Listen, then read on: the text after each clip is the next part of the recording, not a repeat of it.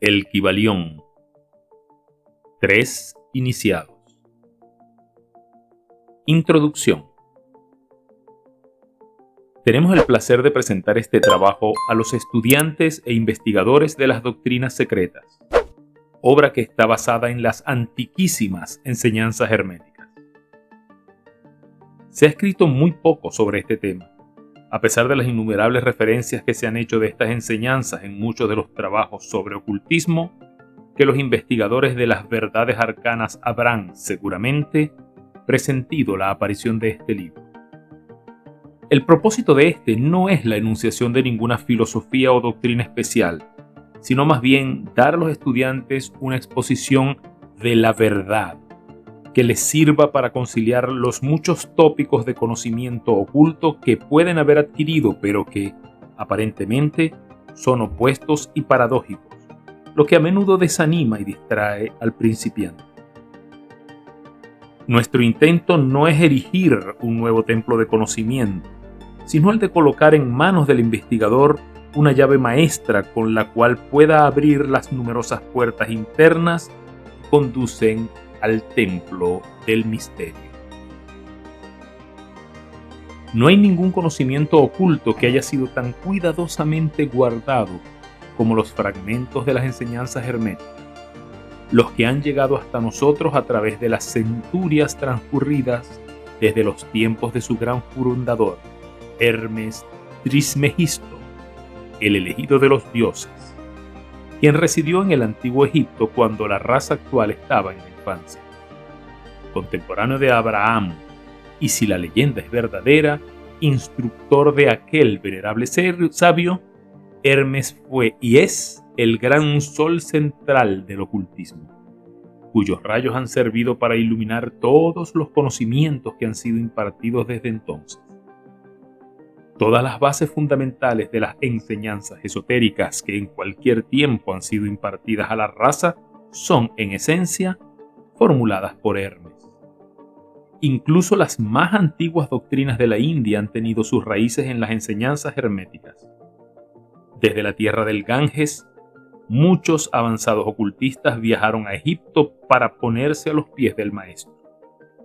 De él obtuvieron la llave maestra que explicaba y reconciliaba sus diferentes puntos de vista, estableciéndose así firmemente la doctrina secreta. De otros lugares vinieron discípulos y neófitos que miraban a Hermes como el maestro de los maestros, y su influencia fue tan grande que, a pesar de las negativas de los centenares de instructores que había en los diferentes países, se puede fácilmente encontrar en las enseñanzas de estos últimos las bases fundamentales en las que se asentaban las doctrinas herméticas. El estudiante de religiones comparadas será capaz de percibir fácilmente la influencia tan grande que las enseñanzas herméticas han ejercido en todas las religiones, sea cual fuere el nombre con el que se les conozca ahora, bien en las religiones muertas o bien en las de nuestro tiempo. La analogía salta a la vista. A pesar de los rasgos contradictorios, las enseñanzas herméticas actúan como un conciliador de ellas. La obra de Hermes parece haberse dirigido en el sentido de plantar la semilla de la gran verdad que ha crecido y germinado en tantas y tan extrañas formas, más bien que en el de establecer una escuela de la filosofía que dominara el pensamiento del mundo. No obstante, la verdad original enseñada por él ha sido guardada intacta en su pureza original por un reducido número de hombres en cada época, los cuales, rehusando gran número de aficionados y de estudiantes poco desarrollados, siguieron la costumbre hermética y reservaron su conocimiento para los pocos que estaban prontos para comprenderlo y dominarlo. De labio a oído fue transmitido este conocimiento entre esos pocos. Siempre han existido en cada generación y en los diversos países de la tierra algunos iniciados que mantuvieron viva la llama sagrada de las enseñanzas herméticas y que siempre han deseado emplear sus lámparas para encender las lámparas menores de los del mundo profano, cuando la luz de la verdad se consumía y se nublaba por su negligencia, o cuando su mecha se ensuciaba con materias extrañas. Siempre han existido unos pocos que cuidaron el altar de la verdad, sobre el cual mantuvieron siempre ardiendo la lámpara perpetua de la sabiduría. Estos hombres dedicaron su vida a esa labor de amor que el poeta ha descrito también en estas líneas. Oh, no dejes que se extinga la llama, sustentada por generación tras generación en su oscura caverna, en sus templos sagrados sustentada, alimentada por sacerdotes puros de amor. No dejes que se extinga la llama. Estos hombres no buscaron nunca ni la aprobación popular, ni acaparar gran número de seguidores. Son indiferentes a esas cosas, pues saben de sobra cuán pocos hay en cada generación preparados para recibir la verdad o reconocerla si se les presentara. Ellos reservan la carne para los hombres, mientras que los demás dan leche a los niños. Conservan sus perlas de sabiduría para los pocos elegidos que aprecian su valor y las llevan en sus coronas, en vez de echárselas a los cerdos que las mancillarían y las pisotearían en el fango de sus chiqueros. A pesar de esto, estos hombres no han olvidado aún los preceptos de Hermes respecto a la transmisión de estas enseñanzas a los que estén preparados para recibirlas, acerca de lo cual dice el Kybalión: donde quiera que estén las huellas del maestro, allí los oídos del que está pronto para recibir sus enseñanzas se abren de par en par. Y además, cuando el oído es capaz de oír, entonces vienen los labios que se han de llenarlos con sabiduría. Pero su actitud habitual ha estado siempre estrictamente de acuerdo con otro aforismo del Kybalión también, que dice que los labios de la sabiduría permanecen cerrados, excepto para los de oídos del entendimiento. Y esos oídos incapaces de comprender son los que han criticado esta actitud de los hermetistas y los que se han lamentado públicamente de que aquellos no hayan expresado nunca claramente el verdadero espíritu de sus enseñanzas sin reservas ni reticencias. Pero una ojeada en las páginas de la historia demostrará la sabiduría de los maestros, quienes conocían la locura que era intentar enseñar al mundo lo que éste no deseaba ni estaba preparado para recibir. Los hermetistas nunca han deseado ser mártires, sino que, por el contrario, han permanecido retirados, silenciosos y sonrientes ante los esfuerzos de algunos que se imaginaban, en su ardiente entusiasmo, que podían forzar a una raza de bárbaros a admitir verdades que solo pueden comprender los que han avanzado mucho en el sendero. El espíritu de persecución no ha muerto todavía en la tierra. Hay ciertas enseñanzas herméticas que, si se divulgaran, atraerían sobre sus divulgadores un griterío de odio y el desprecio de las multitudes, las que volverían a gritar de nuevo: «¡Crucificádalo! ¡Crucificádalo!». En esta pequeña obra hemos tratado de dar una idea de las enseñanzas fundamentales de El Kybalión, indicando todo cuanto se refiere a los principios funcionales, dejando a cada lector el trabajo de estudiarlos, más bien que el de tratarlos nosotros mismos en detalle. Los verdaderos estudiantes o discípulos serán capaces de comprender y aplicar estos principios. Si no, deben convertirse en uno, pues de otra manera las enseñanzas herméticas no serán sino palabras, palabras, palabras. 3. Iniciamos. Capítulo 1. La filosofía hermética. Los labios de la sabiduría permanecen cerrados, excepto para el oído capaz de comprender. El Kybalión. Las enseñanzas fundamentales y secretas que han influido fuertemente en los sistemas filosóficos de todas las razas y de todos los pueblos provienen del antiguo Egipto, patria de pirámides y esfinges, y también cuna de la sabiduría secreta y de las doctrinas místicas. La mayoría de las naciones han desarrollado sus doctrinas esotéricas a partir de estas.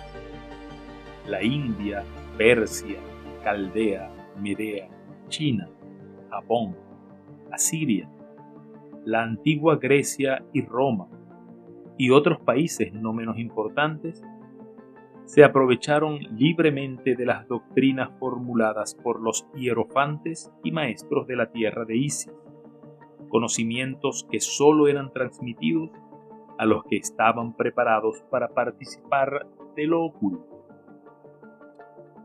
Fue también en el antiguo Egipto donde vivieron los más importantes adeptos y maestros que nadie ha sobrepasado, y que desde los tiempos del gran Hermes rara vez han sido igualados. Egipto fue la residencia de la gran logia de las fraternidades místicas.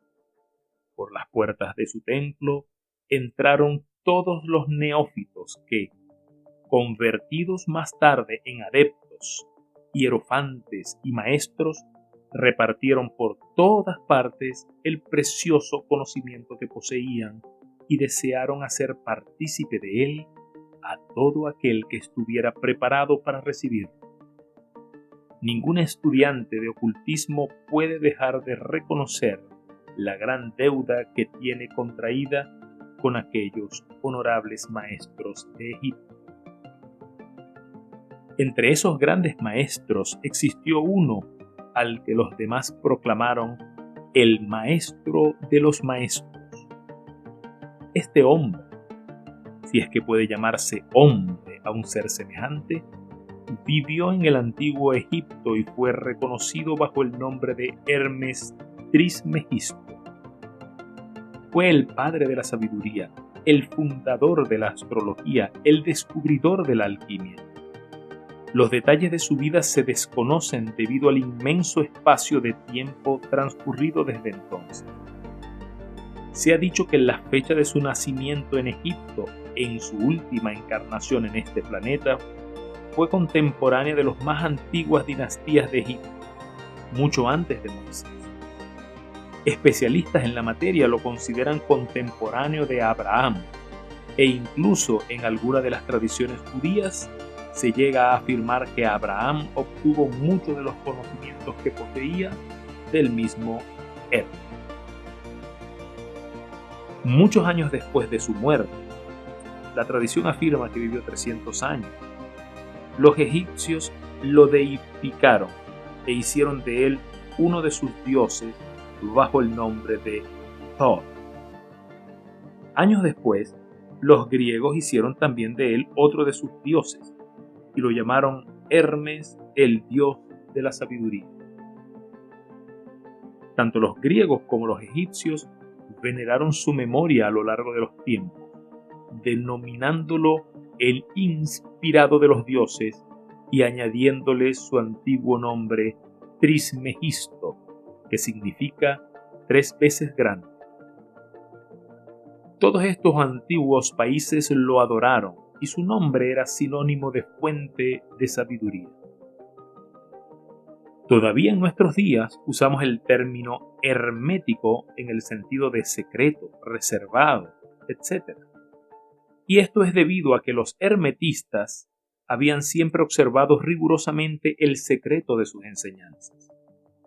Si bien entonces no se conocía aquello de no echar perlas a los cerdos, ellos siguieron su norma de conducta especial que les indicaba dar leche a los niños y carne a los hombres, máximas que son familiares a todos los lectores de las escrituras bíblicas y que, por otra parte, habían sido ya usadas muchos siglos antes de la era cristiana.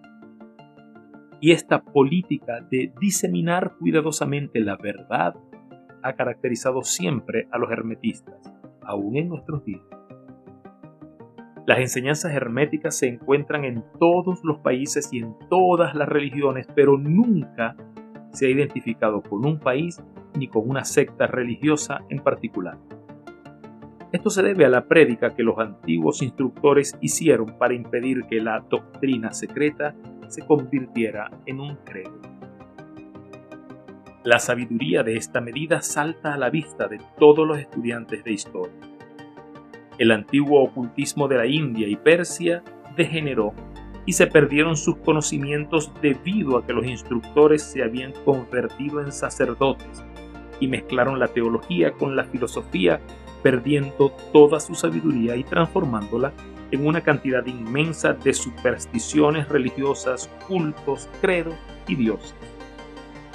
Lo mismo pasó con la sabiduría hermética de los gnósticos cristianos, cuyas enseñanzas se perdieron por el tiempo de Constantino, quien mancilló la filosofía mezclándola con la teología, y la Iglesia cristiana perdió entonces su verdadera esencia y espíritu, viéndose obligada a andar a ciegas durante varios siglos sin que hasta ahora haya encontrado su camino, observándose actualmente que la Iglesia cristiana está luchando nuevamente por aproximarse a sus antiguas enseñanzas místicas.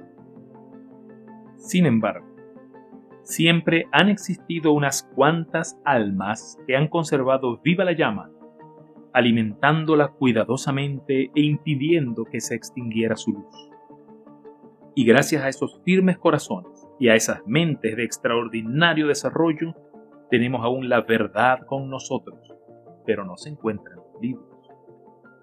Ella ha sido transmitida del maestro al discípulo, del iniciado al neófito, de los labios a los oídos.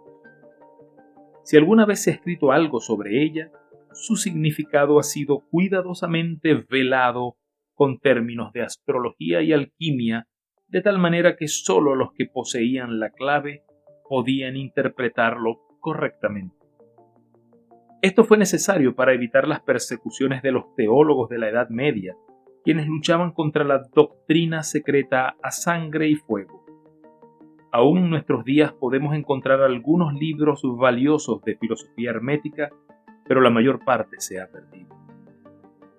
Sin embargo, la filosofía hermética es la única llave que puede abrir las puertas a todas las enseñanzas ocultas.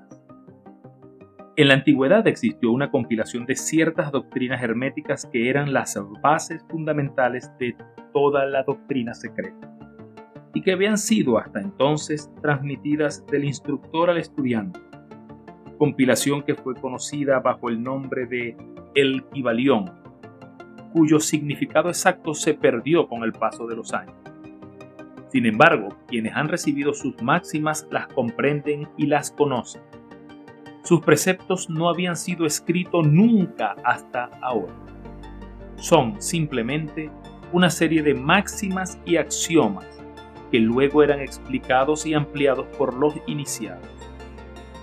Estas enseñanzas componen realmente los principios básicos de la alquimia hermética, la que, contrariamente a lo que se cree, está basada en el dominio de las fuerzas mentales, más bien que en el de los elementos materiales, en la transmutación de una clase de vibraciones mentales en otra, más bien que en el cambio de una clase de metal en otra.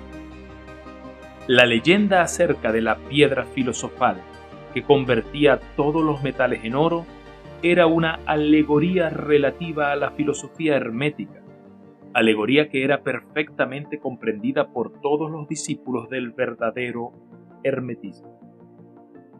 En esta obra, invitamos a nuestros estudiantes a examinar las enseñanzas herméticas tal como fueron expuestas en El Kybalión, explicadas y ampliadas por nosotros, humildes estudiantes de estas, que, aunque llevamos el título de iniciados, somos simples discípulos a los pies de Hermes, el maestro. Transcribimos aquí muchas de las máximas y preceptos de El Kybalión, acompañadas por explicaciones y comentarios que consideramos ayudarán a comprender esas enseñanzas por los hombres modernos, especialmente teniendo en cuenta que el texto original ha sido velado a propósito con términos oscuros y desconcertantes. Las máximas originales, acción y preceptos de El Kybalión están impresos con otro tipo de letra. Esperamos que los lectores de esta obra saquen tanto provecho del estudio de sus páginas como lo han sacado otros que han pasado antes por el mismo camino que conduce a la maestría desde los tiempos de Hermes Trismegisto, el maestro de los maestros, el 3 veces grande, hasta ahora. Dice El Kybalión: donde quiera que estén las huellas del maestro, allí los oídos del que está pronto para recibir sus enseñanzas se abren de par en par. Cuando el oído es capaz de oír, entonces vienen los labios que han de llenarlo con sabiduría. Por tanto, como hemos antes indicado, este libro solo atraerá la atención de los que están preparados para recibirlo.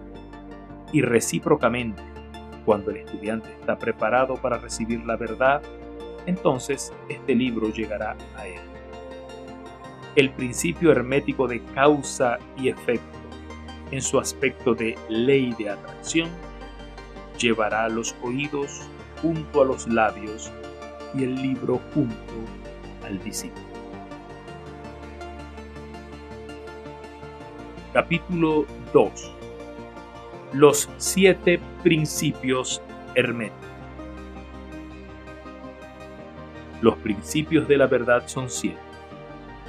El que comprende esto perfectamente posee la clave mágica ante la cual todas las puertas del templo se abrirán de par en par. El Kybalión.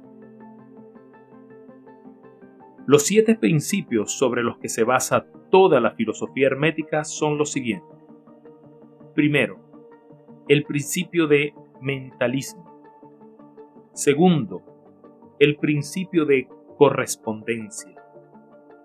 Tercero, el principio de vibración. Cuarto, el principio de polaridad. Quinto, el principio de ritmo. Sexto, el principio de causa y efecto. Séptimo, el principio de generación. Primero, el principio de mentalismo. El todo es mente. El universo es mental. El Kybalión. Este principio expone la verdad de que todo es mente. Explica que el todo, que es la realidad sustancial que se oculta detrás de todas las manifestaciones y apariencias que conocemos bajo los nombres de universo material, fenómenos de la vida, materia, energía, etc. Y en una palabra, todo cuanto es sensible a nuestros sentidos materiales es espíritu, quien en sí mismo es incognoscible e indefinible, pero que puede ser considerado como una mente infinita, universal y viviente. Explica también que todo el mundo o universo es una creación mental del todo, en cuya mente vivimos, nos movemos y tenemos nuestro ser. Este principio, al establecer la naturaleza mental del universo, explica fácilmente los varios fenómenos mentales y psíquicos que tanto han preocupado la atención del público y que sin tal explicación no son comprensibles y desafían toda hipótesis científica. La comprensión de este principio hermético de mentalismo habilita al individuo a realizar y conocer la ley que rige el universo mental, aplicándola a su bienestar y desarrollo. El estudiante de la filosofía hermética puede emplear conscientemente las grandes leyes mentales en vez de usarlas por casualidad o ser usado por ellas. Con la llave en su poder, el discípulo puede abrir las puertas del templo del conocimiento mental y psíquico y entrar en él libre e inteligentemente. Este principio explica la verdadera naturaleza de la energía, de la fuerza y de la materia, y el cómo y el por qué todas están subordinadas al dominio de la mente. Uno de los antiguos maestros escribió: el que comprenda la verdad de que el universo es mental está muy avanzado en el sendero de la maestría. Y estas palabras son tan verdad hoy en día como lo eran cuando fueron escritas. Sin esta premisa, la maestría es imposible y el estudiante que no la posea en vano llamará a la puerta del templo. Segundo, el principio de correspondencia. Como es arriba, es abajo. Como es abajo, es arriba. El Kybalión. Este principio expone la verdad de que hay siempre una cierta correspondencia entre las leyes y los fenómenos de los varios estados del ser y de la vida, y el antiquísimo axioma hermético se refiere precisamente a esto y afirma: como es arriba es abajo, como es abajo es arriba. Y entender este principio da una clave para resolver muchos de los más oscuros problemas y paradojas de los misteriosos secretos de la naturaleza. Hay muchos planos que no conocemos, pero cuando aplicamos esa ley de correspondencia a ellos, mucho de lo que de otra manera nos sería incomprensible se hace claro a nuestra conciencia. Este principio es de aplicación universal en los diversos planos, mental, material o espiritual del cosmos. Es una ley universal. Los antiguos hermetistas consideraban este principio como uno de los más importantes auxiliares de la mente, por medio del cual se puede descorrer el velo que oculta lo desconocido a nuestra vida. Su aplicación puede desgarrar un tanto el velo de Isis, de tal manera que nos permita ver, aunque sea un poco, algunos de los rasgos de la diosa. De igual manera que el comprender los principios de la geometría habilita al hombre para medir el diámetro, órbita y movimiento de las más lejanas estrellas mientras permanece sentado en su observatorio, así también el conocimiento del principio de correspondencia habilita al hombre a razonar inteligentemente de lo conocido a lo desconocido. Estudiando la mónada, se llega a comprender al arcángel. Tercero, el principio de vibración. Nada está inmóvil, todo se mueve, todo vibra. El Kybalión. Este principio expone la verdad de que todo está en movimiento, de que nada permanece inmóvil. Ambas ideas que confirman por su parte la ciencia moderna y cada nuevo descubrimiento lo verifica y comprueba. Y a pesar de todo, este principio hermético fue enunciado cientos de años atrás por los maestros del antiguo Egipto, quienes explicaban las diferencias entre las diversas manifestaciones de la materia, de la fuerza, de la mente e incluso del mismo espíritu, las que no son sino el resultado de los varios estados vibratorios. Desde el todo, que es puro espíritu, hasta la más grosera forma de materia, todo está en vibración. Cuanto más alta es esta, más elevada es su posición en la escala. La vibración del espíritu es de una intensidad infinita, tanto que prácticamente puede considerarse como si estuviera en reposo. De la misma manera que una rueda que gira rapidísimamente parece que está sin movimiento. Y en el otro extremo de la escala hay formas de materia muy densa, cuya vibración es tan débil que parece también estar en reposo. Entre ambos polos hay millones de grados de intensidad vibratoria. Desde el corpúsculo y el electrón, desde el átomo y la molécula hasta el astro y los universos, todo está en vibración. Y esto es igualmente cierto en lo que respecta a los estados o planos de la energía o fuerza. la que no es más que un determinado estado vibratorio, y a los planos mentales y espirituales. Una perfecta comprensión de este principio habilita al estudiante hermético a controlar sus propias vibraciones mentales, así como las de los demás. Los maestros también emplean este principio para conquistar los fenómenos naturales. El que comprenda el principio vibratorio ha alcanzado el cetro del poder, ha dicho uno de los más antiguos escritores. Cuarto, el principio de polaridad. Todo es doble. Todo tiene dos polos. Todo su par de opuestos. Los semejantes y los antagónicos son lo mismo. Los opuestos son idénticos en naturaleza, pero diferentes en grado. Los extremos se tocan. Todas las verdades son medias verdades. Todas las paradojas pueden reconciliarse. El Kybalión. Este principio expone la verdad de que todo es dual, todo tiene dos polos, todo su par de opuestos, afirmaciones que son de otros tantos axiomas herméticos. Explica y aclara las antiguas paradojas que han dejado perplejos a muchísimos investigadores y que literalmente decían: la tesis y la antítesis son idénticas en naturaleza, difiriendo solo en grado. Los opuestos son idénticos en realidad, diferenciándose en su gradación. Los pares de opuestos pueden conciliarse, los extremos se tocan. Todo es y no es al mismo tiempo.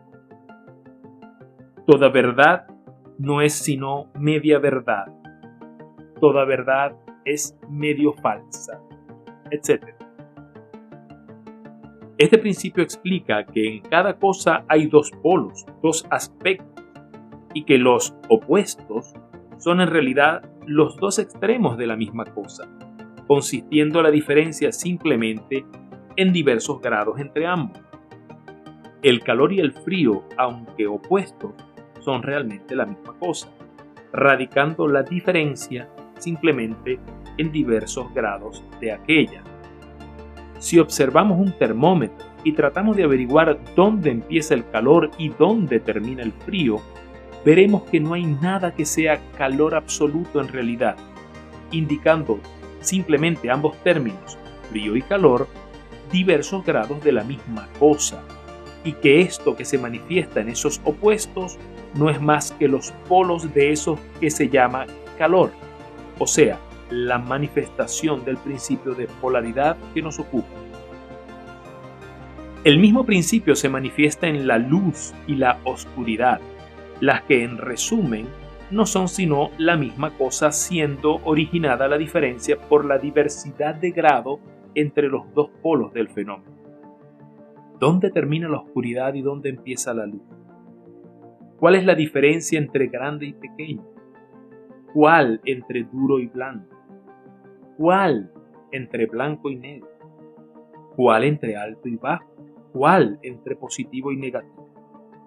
El principio de polaridad explica esta paradoja. El mismo principio opera de igual forma en el plano mental. Tomemos por ejemplo el amor y el odio, dos estados mentales completamente distintos aparentemente, y observaremos que hay muchos grados entre ambos, tanto que las palabras que nosotros usamos para designarlos, agradable y desagradable, se desvanecen una en la otra hasta tal punto que muchas veces somos incapaces de afirmar si una cosa nos causa placer o disgusto. Todas no son más que gradaciones de una misma cosa, como comprenderemos claramente por poco que meditemos sobre ello. Y aún más que esto, es posible cambiar o transformar las vibraciones de odio por vibraciones de amor en la propia mente y en la mente de los demás, lo que es considerado como lo más importante por los hermetistas. Muchos de los que leerán estas páginas habrán experimentado la rápida e involuntaria transición del amor en odio, y ahora comprenden la posibilidad de efectuar esto por medio del poder de la voluntad, de acuerdo con las fórmulas herméticas. El bien y el mal no son sino los polos de una misma y sola cosa, y el hermetista comprende y conoce perfectamente el arte de transformar el mal en el bien, aplicando inteligentemente el principio de polaridad. En una palabra, el arte de polarizar se convierte en una fase de la alquimia mental conocida y practicada por los antiguos y modernos maestros herméticos. La perfecta comprensión de este principio nos permitirá cambiar la propia polaridad, así como la de las demás, si uno se toma el tiempo y estudia lo necesario para dominar este arte. Quinto, el principio de ritmo. Todo fluye y refluye. Todo tiene sus periodos de avance y retroceso. Todo asciende y desciende. Todo se mueve como un péndulo. La medida de su movimiento hacia la derecha es la misma que la de su movimiento hacia la izquierda. El ritmo es la compensación. El Kybalión. Este principio expone la verdad de que todo se manifiesta en un determinado movimiento de ida y vuelta, un flujo y reflujo, una oscilación de péndulo entre los dos polos que existen de acuerdo con el principio de polaridad descrito hace un momento. Hay siempre una acción y una reacción, un avance y un retroceso, una ascensión y un descenso. Y esta ley rige para todo: soles, mundos, animales, mente, energía, materia. Lo mismo se manifiesta en la creación como en la destrucción de los mundos, en el progreso como en la decadencia de las naciones, en la vida, en todas las cosas, y finalmente en los estados mentales del hombre. Y es con frecuencia por esto último que creen los hermetistas que este principio es el más importante. Los hermetistas han descubierto este principio considerándolo de aplicación universal y al mismo tiempo han descubierto ciertos métodos para escapar a sus efectos mediante el empleo de las fórmulas y métodos apropiados. Emplean para ello la ley mental de neutralización. No pueden anular el principio o impedir que opere, pero han aprendido a evitar sus efectos hasta un cierto grado, dependiendo del dominio que se tenga de dicho principio. Saben cómo usarlo, en vez de ser usados por él. En este y en otros parecidos métodos consiste la ciencia hermética. El maestro se polariza a sí mismo en el punto donde quiere quedarse y entonces neutraliza la oscilación rítmica pendular que tendería a arrastrarlo hacia el otro polo. Todos los que han conseguido cierto grado de dominio sobre sí mismos ejecutan esto hasta cierto punto, consciente o inconscientemente. Pero el maestro lo efectúa conscientemente y por el solo poder de su voluntad logra un grado tal de estabilidad y firmeza mental casi imposible de concebir por la multitud que va y viene en un continuado movimiento ondulatorio impulsada por este principio de ritmo.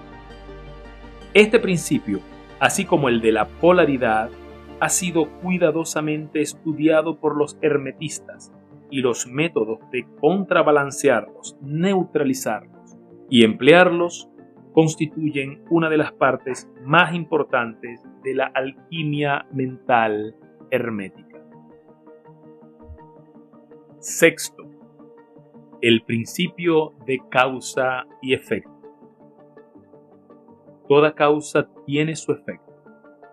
Todo efecto tiene su causa. Todo sucede de acuerdo con la ley. La suerte no es más que el nombre que se le da a la ley no reconocida. Hay muchos planos de casualidad, pero nada escapa a la ley. El Kybalión. Este principio expone la verdad de que todo efecto tiene su causa y toda causa su efecto. Afirma que nada ocurre casualmente y que todo ocurre conforme a la ley.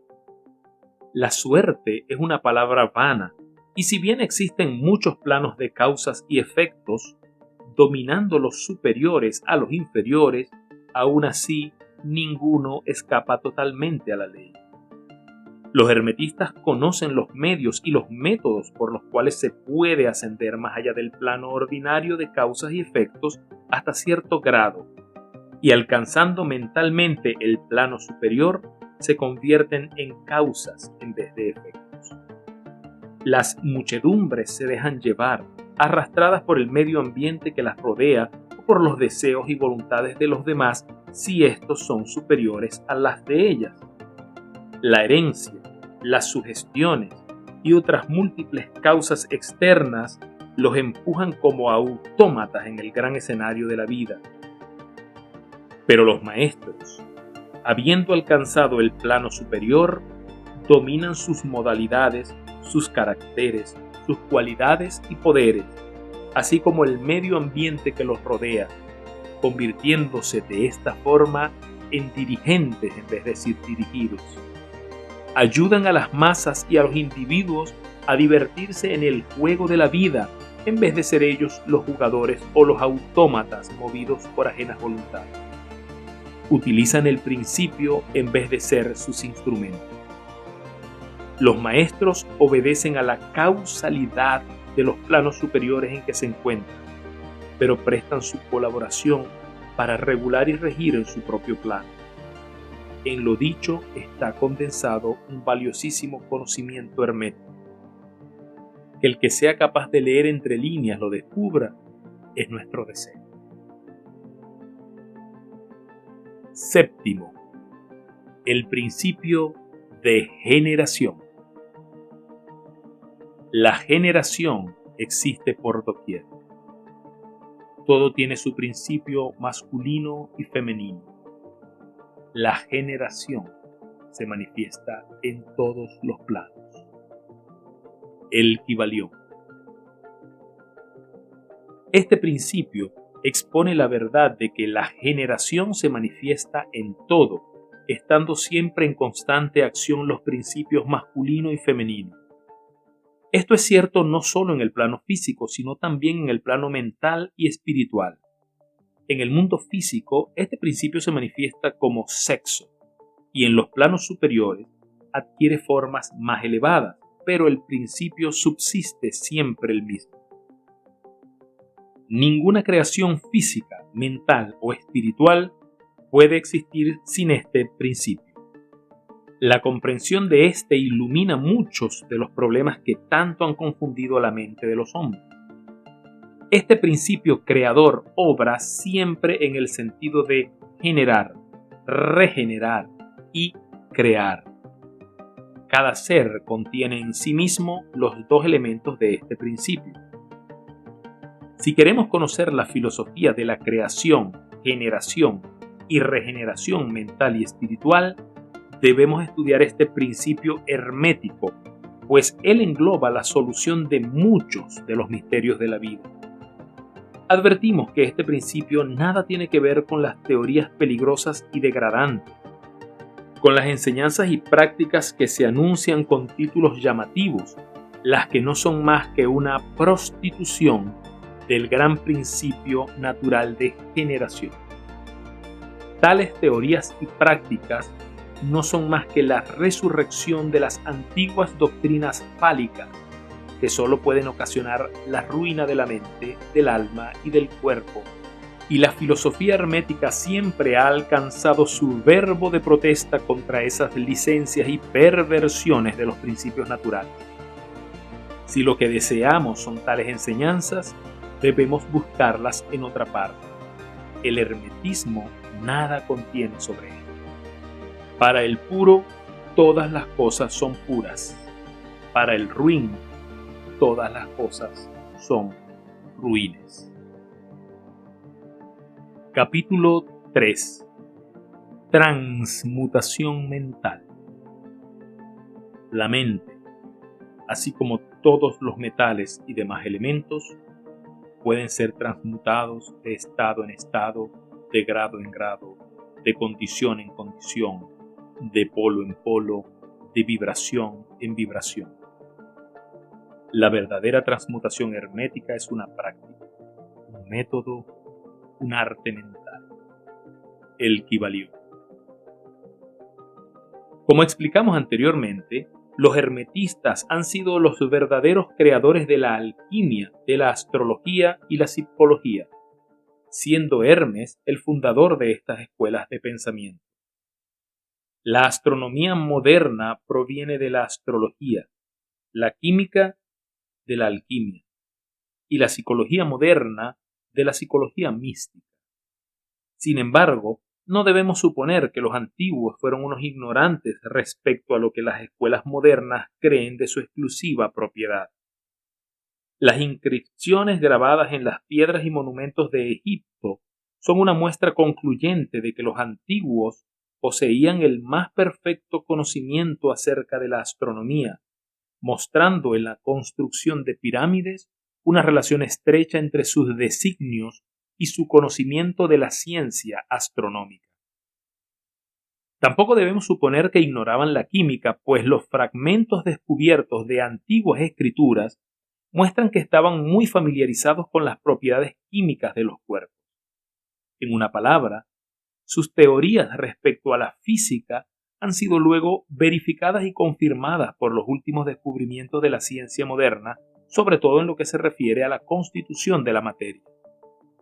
En cuanto a los llamados modernos descubrimientos psicológicos, los egipcios estaban muy al corriente de todo ello, especialmente en ciertas ramas que ignoran completamente las escuelas modernas y sobre todo en ciencia psíquica, la que tanto está confundiendo a los psicólogos de hoy en día y haciéndoles confesar al fin que, después de todo, bien puede haber algo de cierto en ello.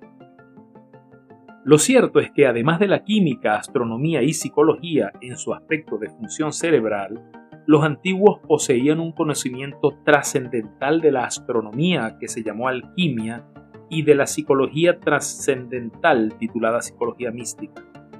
Y no solamente poseían este conocimiento interno, sino también el externo, siendo este último el único que conocen los hombres de ciencia moderna. Entre los muchos aspectos y tópicos de conocimientos secretos de los hermetistas se encuentra lo que se conoce como transmutación mental, de la que hablaremos en este capítulo. Transmutación es el término que generalmente se emplea para designar el antiguo arte de transmutar los metales, especialmente los de poco valor, en oro. La palabra transmutar significa cambiar de naturaleza, de sustancia y de forma, convirtiéndose en otro, transformarse en otra cosa. Webster. Y de acuerdo con esa definición, transmutación mental significa el arte de transformar o cambiar los estados, cualidades, formas, condiciones mentales, etc., en otro. Por tanto, podemos concluir que la transmutación mental no es otra cosa que una especie de química mental, y si prefieren el término, una forma especial práctica de psicología mística. Sin embargo, esto tiene un significado muchísimo mayor de lo que parece a simple vista. La transmutación alquímica en el plano mental es tan importante en sus efectos que de ser conocida sería uno de los estudios más importantes para el hombre. Y esto no es más que el principio. Veamos por qué. El primero de los 7 principios herméticos es el de mentalismo, que afirma que el todo es mente, que el universo es mental, lo que significa que la única realidad que se oculta tras todo cuanto existe es mente, y el universo en sí mismo es una creación mental, esto es, existe en la mente del todo. Consideraremos este principio en las próximas lecciones, pues ahora vamos a estudiar sus efectos, suponiendo que dicho principio fuera cierto. Si el universo es de naturaleza mental, entonces La transmutación mental debe ser el arte de cambiar o transformar las condiciones del universo, trátese de la materia, de la energía o de la mente. Así que esa transmutación no es otra cosa que la magia de la que tanto han hablado los escritores antiguos en sus obras místicas, pero acerca de la cual daban tan pocas instrucciones prácticas. Si todo es mental, entonces la posesión del medio que permita transmutar las condiciones mentales debe hacer del maestro el dirigente y controlador de las condiciones materiales, así como de las operaciones llamadas mentales. Es verdad que nadie, excepto los alquimistas mentales más avanzados, han alcanzado el grado de poder necesario para dominar las condiciones físicas más densas, tales como los elementos de la naturaleza, el inicio o el fin de las tempestades, el inicio o fin de terremotos u otros fenómenos físicos de cualquier clase.